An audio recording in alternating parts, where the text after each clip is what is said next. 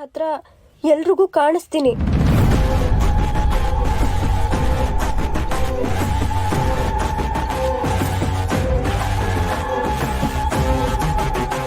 ಇಂತಿ ಸ್ನೇಹ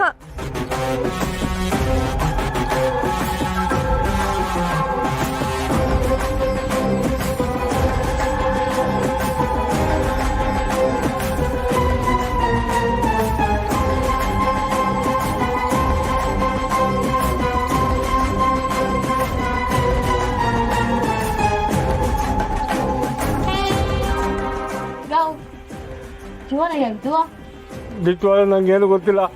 ಆ ಚೀಟಿ ನನ್ನ ತಾವು ಹೆಂಗೆ ಬಂತು ಅಂತಾನೂ ಗೊತ್ತಿಲ್ಲ ಪುಟ್ಟಮ್ಮೆ.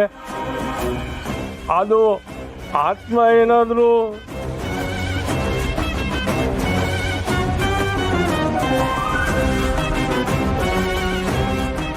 ಪುಟಕೋ, ನಿನ್ ಕಾಲಕ್ಕೆ ಬೀಳ್ತೀನಿ, ಕ್ಷಮಿಸ್ಬಿಡು. ಗೊತ್ತಿಲ್ಲ ತಪ್ಪು ಮಾಡ್ಬಿಟ್ಟಿರ್ತೀನಿ. ದಯವಿಟ್ಟು ಮನ್ಸಿಗೆ ಹಾಕೋಬೇಡ. ಜೀವನದಲ್ಲಿ ಇನ್ನೂ ಏನೇನೋ ಆಸೆ ಮಾಡ್ಕೊಂಡಿದ್ದೀನಿ, ಮದುವೆ ಮಕ್ಕಳು ಏನೂ ಆಗಿಲ್ಲ. ದಯವಿಟ್ಟು ನಾನು ಕ್ಷಮಿಸ್ಬಿಡು ಪುಟಕೋ. ಲೇ ಕಾಳಿ, ಬಾಯಿ ಮುಚ್ಕೊಂಡು ಸುಮ್ಕೆ ಎದಳ್ಳ. ನೀನು ಹೇಳಿದ್ಬೇಕು ಸರಿ ಕಣಗೆ.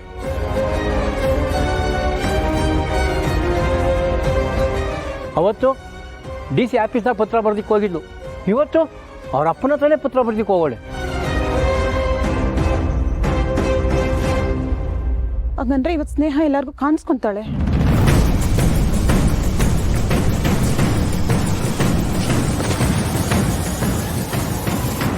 ಮನಸ್ಸಿನಾಗಿ ಅದು ಏನು ಆಸೆ ಇಟ್ಕೊಂಡಿದ್ಲೋ ಏನೋ, ಅರ್ಧ ವಯಸ್ಸಿನಾಗೆ ಪ್ರಾಣ ಹೊಂಟೋಯ್ತಲ್ಲ, ಅದಕ್ಕೆ ಮುಕ್ತಿ ಸಿಗದೆ ಆತ್ಮ ಅಲಿತಾ ಇರಬೇಕು.